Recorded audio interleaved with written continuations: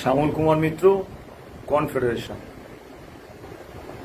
গত কয়েকটি ভিডিওতে আমি 5ই ফেব্রুয়ারি সুপ্রিম কোর্ট ডিএ মামলার যে রায় দিয়েছেন সেই রায় কার্যকর করার ক্ষেত্রে রাজ্য সরকার যেভাবে বিভিন্ন ছলা কলার আশ্রয় নিয়ে রায় কার্যকর করাটাকে বিলম্বিত করছেন এবং একটা বড় অংশ কর্মচারীদের এই রায়ের আওতার বাইরে রাখার চেষ্টা করছেন এবং ভুল হিসেব করে কর্মচারীদের বঞ্চিত করার চেষ্টা করছেন, সে নিয়ে আমরা বিস্তারিতভাবে আমি গত কয়েকদিনের কয়েকটি ভিডিওতে বলেছি। এখন আমরা কনফেডারেশনের পক্ষ থেকে নেতৃত্বে যেই থাকি না কেন 1982 সাল থেকে একটাই কথা আমরা বলে আসছি যে সরকার এবং কর্মচারীদের সম্পর্কটা হচ্ছে মালিক এবং শ্রমিকের। সরকার হচ্ছে মালিক, যে শাসক দলই থাকুক সরকার সবসময় মালিক। মালিকের রেশনাল বিহেভিয়ার বা যুক্তিসঙ্গত আচরণ হচ্ছে যতটা সম্ভব কম বেতন, মজুরি, ভাতা, কম সুযোগ সুবিধে দিয়ে বেশি সময় ধরে কাজ করিয়ে নেওয়া। আবার কর্মচারী বা শ্রমিক পক্ষের রেশনাল বিহেভিয়ার বা যুক্তিসঙ্গত আচরণ হচ্ছে যে নিজেদের পেশাগত, যুক্তিসঙ্গত এবং ন্যায্য দাবির সমর্থনে ঐক্যবদ্ধ কর্মী পক্ষ হিসেবে সরকার বা মালিকের সামনে নিজেদের উপস্থাপিত করা, কালেকটিভ বার্গেনিং বা যৌথ দর কষাকষির মাধ্যমে দাবি আদায়ে প্রয়াস নেওয়া। যদি সে প্রয়াস ব্যর্থ হয় তাহলে ঐক্যবদ্ধ কর্মী পক্ষ হিসেবে গণতান্ত্রিক নিয়মে অন্যান্য যে ট্রেড ইউনিয়ন আন্দোলনের যে অস্ত্রগুলো রয়েছে, কর্মবিরতি, গো স্লো, ধর্মঘট ইত্যাদির মাধ্যমে সরকার বা মালিককে বাধ্য করবেন তাদের দাবি সনদ পূরণ করতে। আমি আইএনটিইউসির কর্মী হিসেবে বিভিন্ন চা বাগান, জুট মিল, লোহা কারখানা, বস্ত্র কারখানা ইত্যাদিতে আমি বহুবার গেছি। সেখানে একটা বিষয় দেখেছি যে শ্রমিকদের মধ্যে যে কতিপয় শ্রমিক মালিকের পক্ষ নিয়ে কথা বলেন, মালিকের স্বার্থ দেখেন, মালিকের লোক বলে শ্রমিক সমাজে পরিচিত, তাদেরকে শ্রমিকরা শ্রমিক সমাজ থেকে বিচ্ছিন্ন করে রাখেন, তাদেরকে দালাল বলেন, মালিকের দালাল বলেন। এবং এরকম ঘটনাও বহু ক্ষেত্রে ঘটেছে যে এইসব মালিক পক্ষের লোকেরা, শ্রমিকরা অন্যান্য লড়াকু শ্রমিকদের রোষের মুখে পড়েছে, তাদের জীবন অনেক ক্ষেত্রে বিপন্নও হয়েছে। এটাকে সমর্থনযোগ্য এটা নয়, কিন্তু একটা বিষয় স্পষ্ট যে ওইসব জায়গার শ্রমিক কর্মচারীরা কিন্তু তাদের আত্মমর্যাদা বোধ এবং তাদের শ্রেণী সচেতনতা থেকে এটুকু বোঝেন, যারা মালিকের পক্ষে কথা বলেন, যারা মালিকের লোক, তারা শ্রমিক সমাজের শত্রু, শ্রমিকদের স্বার্থের বিরুদ্ধে তারা। কিন্তু আমরা হোয়াইট কালার জব করি বলে গর্ববোধ করি। আমাদের এই রাজ্য কর্মীদের মধ্যে দশকের পর দশক ধরে একটা অপসংস্কৃতি চালু আছে, যে অপসংস্কৃতিটার বলে কর্মচারীদের একটা বড় অংশ সর্বদা শাসক দলের সঙ্গে থাকেন এবং তারা কখনো চোখের মণির মতো, কখনো বুকের হৃৎপিণ্ডের মতো, কখনো পেটের লিভারের মতো তাদের পছন্দের শাসক দলের সরকারকে রক্ষার স্বঘোষিত দায়বদ্ধতা নিয়ে থাকেন। এবং ফলে এই অংশটি সরকারের সঙ্গে থাকেন, সরকারের যে কোনো পদক্ষেপকে অন্ধভাবে সমর্থন করেন এবং কর্মচারী আন্দোলনের পিছনে ছুরি মারেন। তা আমরা যেহেতু ভদ্রলোক, আমরা এদের দালাল বলে অভিহিত করি না এবং কর্মী সমাজ থেকেও বিচ্ছিন্ন করার কথা ভাবি না। যেটা অন্তত আমার মনে হয় করা উচিত এবং ভাবা উচিত। কারণ যে শ্রমিক সমাজের, কর্মী সমাজের অন্তর্ভুক্ত হয়েও তার পেশাগত স্বার্থের বিরুদ্ধে গিয়ে শাসক দলের স্বার্থ রক্ষা করছে, সে আর যাই হোক শ্রমিক কর্মচারীদের বন্ধু হতে পারে না। কাজেই 5ই February confederation of state government employees and others versus state of West Bengal and others, এই মামলার যে রায় হয়েছে, সেই রায়ে যে সরকার পক্ষ, যে শাসক দলই থাকুক, তারা যে রায়টা কার্যকর করাটাকে বিভিন্ন ছলে বলে বিলম্বিত করবে, তারা যে সম্ভাব্য উপভোক্তাদের একটা বড় অংশকে বিভিন্ন কৌশলে এই রায়ের আওতার বাইরে রাখার চেষ্টা করবে, ভুল হিসেবে যে অল্প সংখ্যায় কর্মী বা অবসরপ্রাপ্ত কর্মী বকেয়া ডিএ বা ডিয়ারনেস রিলিফ পাবেন, তাদেরও অনেক কম অর্থ দেবেন, এটার মধ্যে কোনো অস্বাভাবিকত্ব নেই। এটাই যে কোনো শাসক দলের নেতৃত্বাধীন সরকারের রেশনাল বিহেভিয়ার। আমি গত কয়েকটি ভিডিওতে সরকারের ভূমিকা সম্পর্কে বিস্তারিত আলোচনা করেছি, কিন্তু আদালতের ভূমিকা কি? আমরা কখন আদালতে যাই?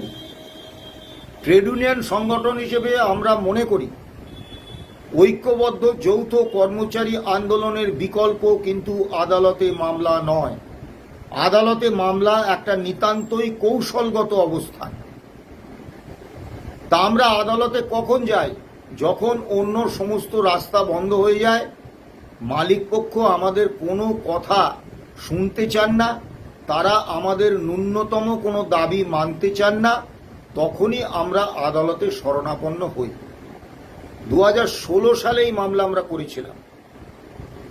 আজকে 2026 সাল, মামলা 11তম বছরে পড়েছে। এখনো মামলার রায় হলেও সরকার এখনো পর্যন্ত এই রায় পূর্ণাঙ্গভাবে কার্যকর করেননি। সুপ্রিম কোর্ট বহুবার বলেছেন, জাস্টিস ডিলেড, জাস্টিস ডিনায়েড। এক্ষেত্রে আমরা যে জাস্টিস থেকে বঞ্চিত হচ্ছি, আমাদের জাস্টিস যে অস্বীকার করা হচ্ছে, এ নিয়ে সন্দেহের কোনো অবকাশ নেই। স্যাটে মামলাটা আমরা হেরেছিলাম। হাইকোর্টে যখন গেল অনারেবল জাস্টিস, তখনকার কলকাতা হাইকোর্টের ভারপ্রাপ্ত প্রধান বিচারপতি নিশিতা মাত্রে এবং তপব্রত চক্রবর্তীর বেঞ্চে মামলাটি গেল, এবং গোটা শুনানি পর্বে এই দুই বিচারপতি অত্যন্ত কর্মী অনুকূল পর্যবেক্ষণ দিলেন, এবং তাদেরই চাপে পূর্বতন সরকার 1/1/2018 থেকে 15% ডিএ রাজ্য কর্মীদের দিতে বাধ্য হন। শুনানি প্রায় শেষ। আমরা আশা করেছিলাম, যুক্তিসঙ্গত কারণেই আশা করেছিলাম, কারণ শুনানি শেষ হয়ে যাওয়ার পরে রায় হবে, এটাই প্রত্যাশিত যে রায় হবে। কিন্তু বিস্ময়ের সঙ্গে লক্ষ্য করলাম, নিশিতা মাত্রে তিনি বললেন তার অবসর গ্রহণ সামনে, কাজেই তিনি রায়টা দিয়ে দিতে পারছেন না, এবং পরের বেঞ্চে 2-1টা শুনানি হলেই মামলার রায় হয়ে যাবে। আমরা স্তম্ভিত হয়ে গিয়েছিলাম। তখনকার আমাদের আইনজীবী সর্দার আমজাদ আলী অত্যন্ত বলিষ্ঠভাবে মাননীয় বিচারপতি নিশিতা মাত্রেকে বলেছিলেন, আপনি আমার মক্কেলদের বিভ্রান্ত করছেন। আপনি তো জানতেন আপনি অবসর গ্রহণ নেবেন এই দিনে, তাহলে আপনি কেন মামলার রায়টা দিয়ে যাবেন না? আপনি আমার মক্কেলদের বলছেন যে পরের বেঞ্চে 2-1টা শুনানি হলেই রায় হয়ে যাবে। না, পরের বেঞ্চে আবার শূন্য থেকে মামলা শুরু হবে। এই মামলায় এতদিনের আপনার বেঞ্চে যে পর্যবেক্ষণ, যে নির্দেশ, সমস্ত অকার্যকর হয়ে যাবে। আবার নতুন করে শূন্য থেকে মামলাটা শুরু হবে। আমি জানি না ভারপ্রাপ্ত প্রধান বিচারপতি এজলাসে বসে আমাদের বিভ্রান্ত করার চেষ্টা করছেন অসত্য ভাষণের মাধ্যমে। এবং আমরা আমাদের অভিজ্ঞতা থেকে দেখেছিলাম পরের বেঞ্চে এই মামলা যখন গেল, সত্যি শূন্য থেকেই শুরু হলো। আগের কোনো পর্যবেক্ষণ, আগের বেঞ্চের কোনো নির্দেশ, আগের বেঞ্চের কোনো আলোচনা কিছুই নতুন বেঞ্চে এলো না। নতুন বেঞ্চ একেবারে আমাদের অরিজিনাল পিটিশন দিয়ে নতুন করে মামলাটা শুনলেন। এখন আদালতে বিচারপতিরা কবে অবসর নেবেন তার নির্দিষ্ট দিন তারিখ থাকে। তাহলে কেন আদালত এই রকম একটা ব্যবস্থা জারি করবে না যে সামনেই অবসর, এরকম বিচারপতিদের কাছে খুব গুরুত্বপূর্ণ মামলা দেবেন না এবং অবসরের আগে মামলার রায় সংশ্লিষ্ট বিচারপতি দিয়ে যাবেন। এই যে আমাদের দীর্ঘ সময়ের যে খরচ, যে শ্রম, যে সময়, সেগুলো নষ্ট হলো, তার কোনো কার্যকারিতা থাকলো না। এর দায় কার? কেন আদালতে একজন বিচারপতি অবসর নেবেন বেঞ্চের?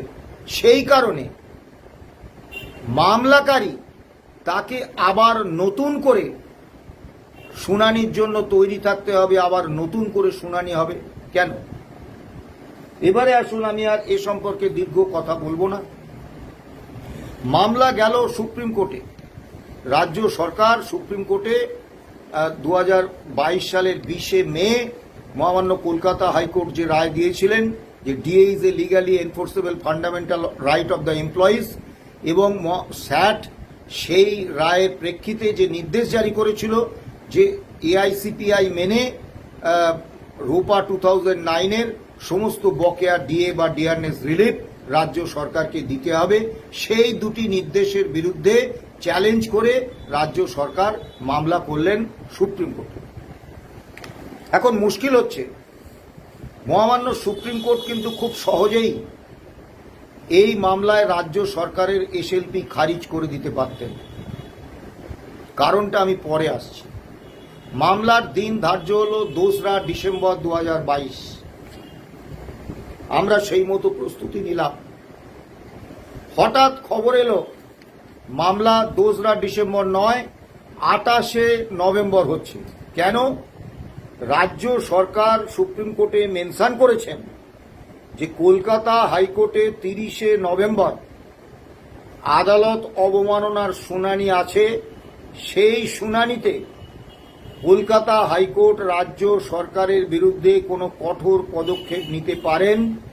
কাজেই মামলাটা যেন 30শে নভেম্বরের আগে দেয়া হয়, এবং মহামান্য সুপ্রিম কোর্ট এই মামলা 30শে নভেম্বরের পরেই দিন দিলেন। আইনিভাবে এ নিয়ে আমাদের কিছু বলার নেই, কিন্তু এটা সত্যি যে ওই দিন যদি রাজ্য সরকারের মেনশন হিয়ারিংয়ে যদি মামলা 28শে নভেম্বর না করা হতো, তাহলে কিন্তু 30শে নভেম্বর 2022 কলকাতা হাইকোর্টে আদালত অবমাননার মামলা যে পর্যায়ে ছিল, মাননীয় বিচারপতিরা আগে যে সরকারের বিরুদ্ধে যে বিস্ফোরক পর্যবেক্ষণ দিয়েছিলেন, তাতে 30শে নভেম্বর কিন্তু এই মামলার নিষ্পত্তি হয়ে যেত এবং রায় কার্যকর হয়ে যেত। এখন যেহেতু মেনশন করার বিষয়টা আইনি, তাই আমাদের কিছু বলার নেই। কিন্তু বলার আছে কোথায় জানেন? এরপরে মামলা দিনের পর দিন honourable justice Hrishikesh Maheshwari, honourable Hrishikesh Roy, honourable justice Dinesh Maheshwari আরও বিচারপতিদের বেঞ্চে ঘুরতে লাগলো। একমাত্র 28 তারিখের পরে যে দিন শুনানি হলো, সেই দিন একটা গুরুত্বপূর্ণ পর্যবেক্ষণ আমরা পেয়েছিলাম। সে গুরুত্বপূর্ণ পর্যবেক্ষণটা কি?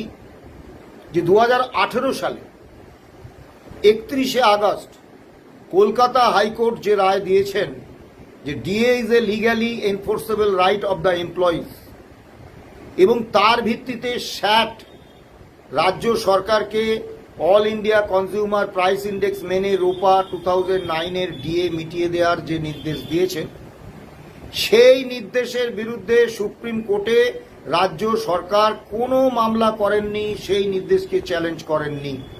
উল্টে সেই নির্দেশের বিরুদ্ধে রিভিউ পিটিশন করে রায়টাকে লিগ্যালিটি দিয়ে দিয়েছেন। এতদিন পরে সেই রায়ের বিরুদ্ধে এসএলপি কেন? সেই দিনই কিন্তু মাননীয় বিচারপতিরা যদি মনে করতেন তাহলে কিন্তু মামলাটা এসএলপিটা খারিজ করে দিতে পারতেন, কারণ তারা নিজেরাই বলেছেন যে 2018 সালে যে রায় হয়ে গেছে, যে রায়কে রাজ্য সরকার মান্যতা দিয়ে দিয়েছেন, লিগ্যালিটি দিয়ে দিয়েছেন, সেই রায় আর খারিজ করা যায় না। সেদিনই মাননীয় বিচারপতিরা জেনেছিলেন, তাহলে সেদিন কেন এসএলপিটা খারিজ করে দিলেন না? মামলাটা তো এতদিন চলার কোনো প্রয়োজন ছিল না। তারপরে রাজ্য সরকার যখন মেনশন করলেন, তখন রাজ্য সরকারের মেনশনের উত্তরে রাজ্য সরকারের পক্ষেই নির্দেশ দিলেন সুপ্রিম কোর্ট। আমাদের কোনো বক্তব্য নেই, যেহেতু মেনশন করাটা আইনি, আমরাও বহুবার মেনশন করেছি, এবং সেক্ষেত্রে সিদ্ধান্ত নেওয়ার অধিকার ডিভিশন বেঞ্চের, এ নিয়ে কোনো প্রশ্ন আমরা তুলছি না।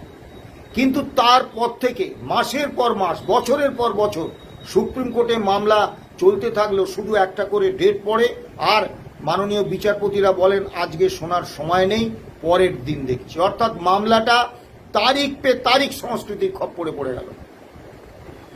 কেন? আমরা তো ন্যায় চাইতে গেছি, এবং একদিন মামলা বেলা 1টার সময় সমস্ত মামলা শেষ হয়ে গেছে, তারপরেও মাননীয় বিচারপতিরা শুনলেন না। একদিন বেলা 3টের সময় সমস্ত মামলা শেষ হয়ে গেছে, তারপরেও মাননীয় বিচারপতিরা মামলা শুনলেন না। আমরা স্পষ্টভাবে বুঝে গিয়েছিলাম যে সুপ্রিম কোর্ট মামলাটা শুনতে চাইছেন না বলেই মামলাটায় তারিখ পে তারিখ সংস্কৃতির খপ্পরে পড়ে গেছে। এটা কি মামলাকারীদের প্রতি দেশের সর্বোচ্চ ন্যায়ালয়ের জাস্টিস? সব থেকে আমাদের স্তম্ভিত করেছিল মামলা যখন যে বেঞ্চে গেল, তার অন্যতম বিচারপতি অনারেবল জাস্টিস দীপঙ্কর দত্ত, তিনি একটা অদ্ভুত যুক্তি দেখিয়ে মামলা থেকে সরে গেলেন। তিনি বললেন যে মামলার বিষয়বস্তু নিয়ে রাজ্য সরকারি কর্মীদের একাংশ নাকি সমাজ মাধ্যমে অতি সক্রিয়তা দেখাচ্ছেন, তাই তিনি মামলা থেকে সরে গেলেন। সেদিনও মামলা হলো না, বেঞ্চ ভেঙে গেল, অন্য বেঞ্চে আবার মামলা হবে। বেঞ্চ গঠন একটা জটিল প্রক্রিয়ার মধ্যে চলে গেল। আমার বিনীত প্রশ্ন, সুপ্রিম কোর্টে এটা যদি নিয়ম হয়ে থাকে যে কোনো মামলা সম্পর্কে সমাজ মাধ্যমে অতি সক্রিয়তা বা অতি আগ্রহ প্রদর্শিত হলে সেই মামলা সংশ্লিষ্ট বিচারপতিরা শুনবেন না, তাহলে সুপ্রিম কোর্টে কোনো মামলার শুনানি হবে না। এটা কোনোভাবেই কোনো কারণ হতে পারে না। সমাজ মাধ্যমে কি লিখছেন? সবথেকে আশ্চর্যের কথা, সুপ্রিম কোর্টের সর্বোচ্চ ন্যায়ালয়ের একজন বিচারপতি, তিনি পশ্চিমবাংলার কিছু কর্মচারী তারা সোশ্যাল মিডিয়ায় কি লিখছে এটা তিনি দেখছেন, দেখার সময় পাচ্ছেন। আমি রাজ্য সরকারি দপ্তরে আধিকারিক ছিলাম, সারা দিনের ওই পরিশ্রমের পরে যখন বাড়ি ফিরতাম, সোশ্যাল মিডিয়া দেখা তো দূরস্থান, মনে হতো কখন দুটো ভাত খেয়ে একটু ঘুমোবো। এবং ছুটির দিনেও অনেক সময় সরকারি কাজ থাকতো, তারপরে বাড়ির কাজ আছে, এভাবে সমাজ মাধ্যমে ডুবে থাকতে পারতাম না। আর সুপ্রিম কোর্টের একজন বিচারপতি, তিনি একটা অঙ্গ রাজ্যের কতিপয় কিছু লোক তারা সমাজ মাধ্যমে কি লিখছেন সেটা তার নজরে, তার মানে তার কাছে সমাজ মাধ্যমের ওই বিবৃতিগুলো পৌঁছে দেওয়া হয়েছিল, এবং তারা তো কোনো বিরূপ মন্তব্য করেননি।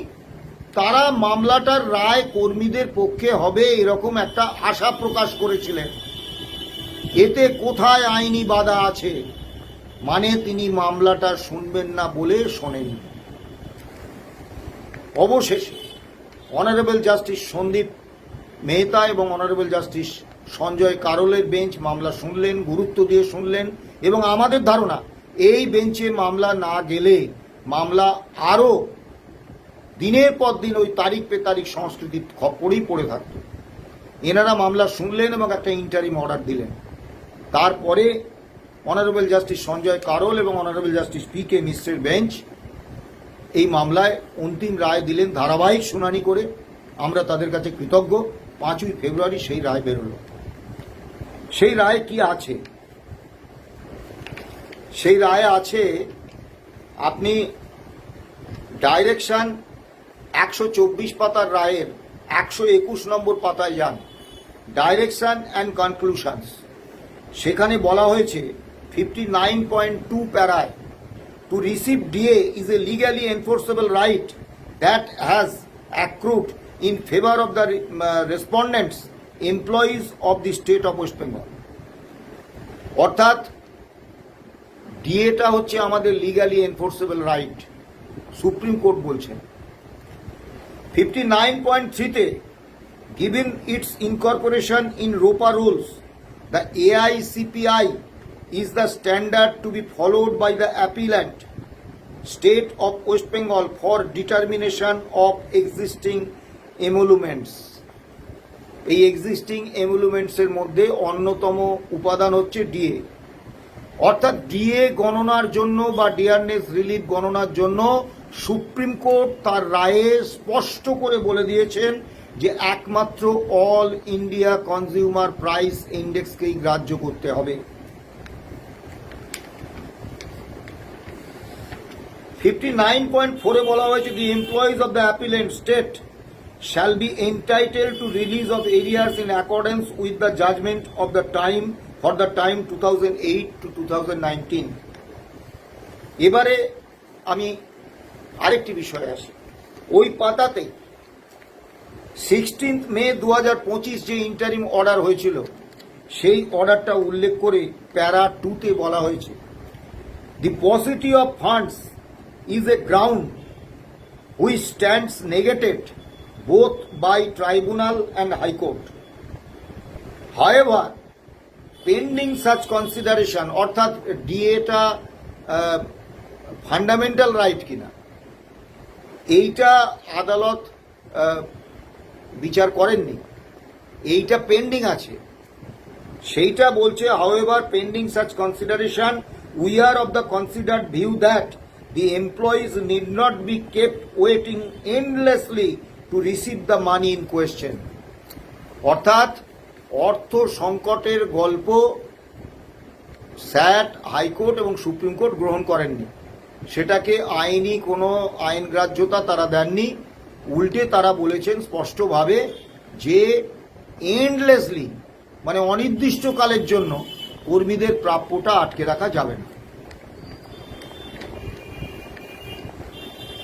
এবারে 123 নম্বর পাতায় আসুন।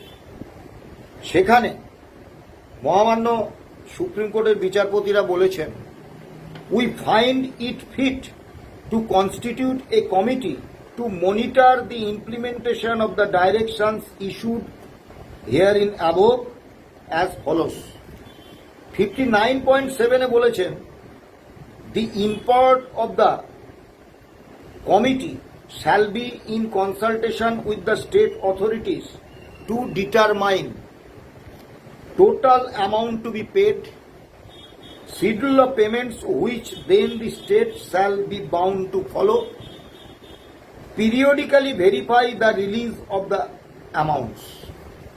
তাহলে সুপ্রিম কোর্ট এই যে monitoring committee honourable retired justice Indu মালহোত্রার নেতৃত্বে গড়ে দিয়েছেন, এই কমিটি কি কাজ করবে?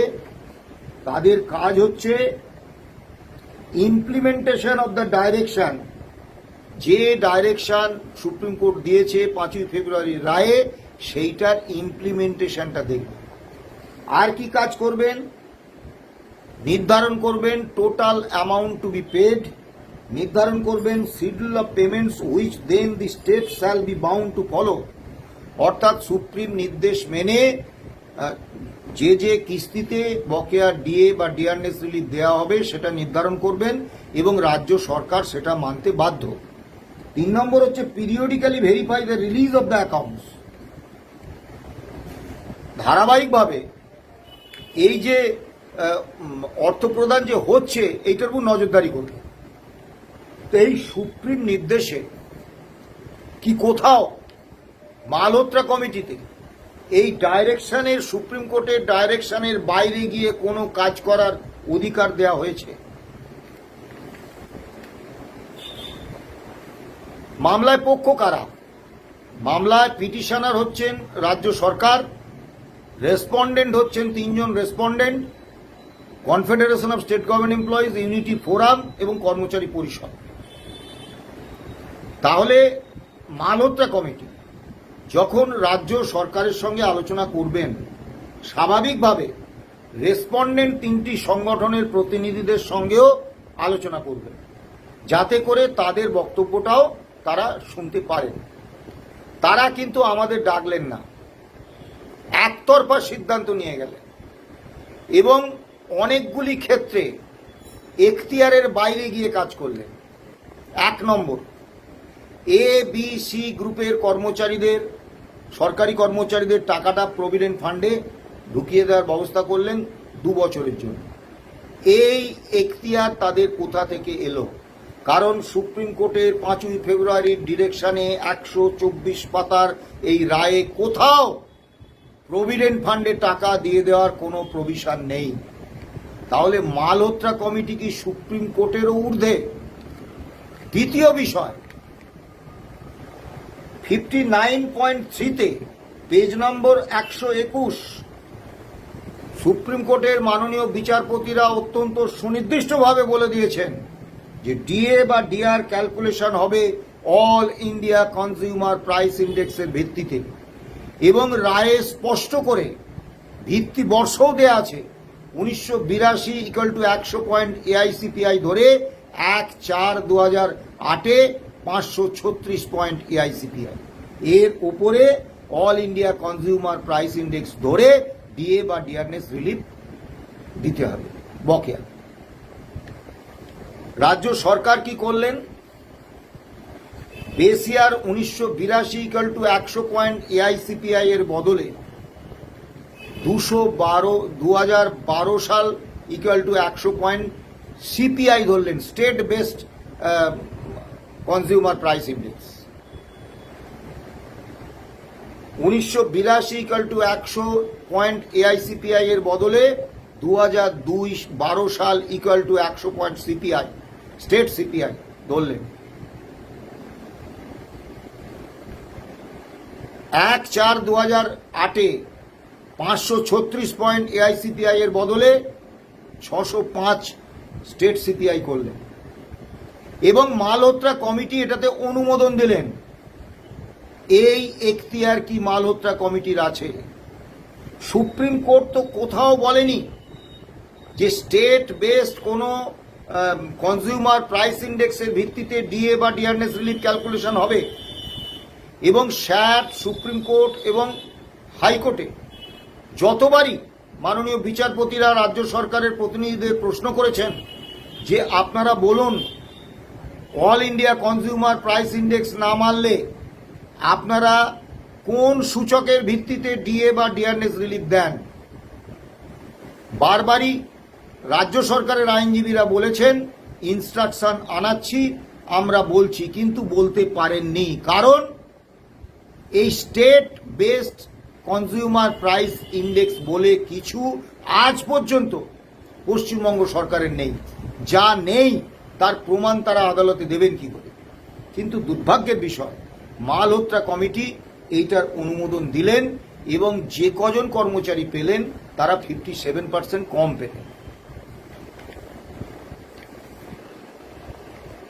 আর বিস্তারিত বিষয় আমি যাচ্ছি না। এই মামলাটা হয়েছে রোপা 2009-এ উপর ভিত্তি করে, যেখানে 25 নম্বর পাতায় সুনির্দিষ্টভাবে গ্র্যান্ট ইন এড ইনস্টিটিউশনসের কর্মী এবং অবসরপ্রাপ্ত কর্মীদের ডিএর আওতায় রাখা হয়েছে অল ইন্ডিয়া কনজিউমার প্রাইস ইন্ডেক্সে। অথচ মালহোত্রা কমিটি এবং রাজ্য সরকার বলে দিলেন যে এরা এর আওতার বাইরে। কিভাবে? সুপ্রিম কোর্ট তো কোথাও বলেননি। এবারে মুশকিল হচ্ছে যে আমরা একটা অসহায় অবস্থার মধ্যে পড়ে গেছি। কেন? দেখুন, 6 মে সুপ্রিম কোর্টে মামলার দিন ধার্য হলো,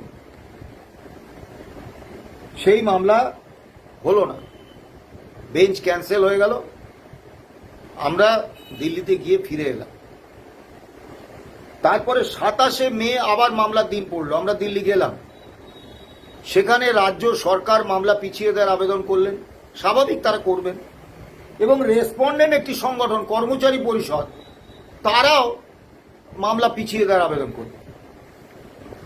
কেন না, 1 জুন মুখ্যমন্ত্রীর সঙ্গে যে প্রস্তাবিত বৈঠক আছে রেসপন্ডেন্ট সংগঠনগুলির, তাতে নাকি মামলার রায় কার্যকর করাটা একেবারে সফলভাবে হয়ে যাবে, কোনো ক্ষোভ বিক্ষোভ থাকবে না।